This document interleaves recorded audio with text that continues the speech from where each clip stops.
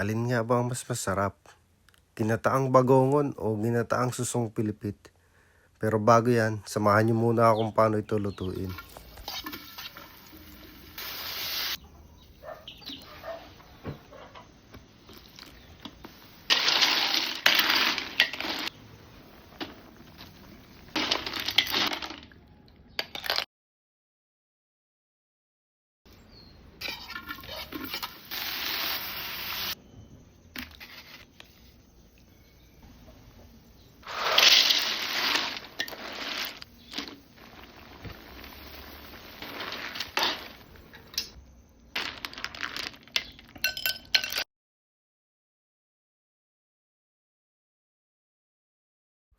Okay guys, tikman muna natin tong ginataang bagongon.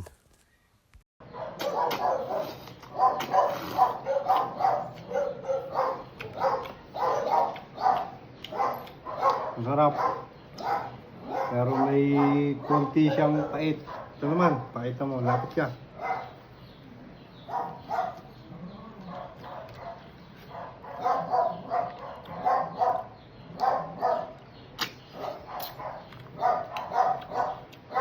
Para sa akin, mas masarap to.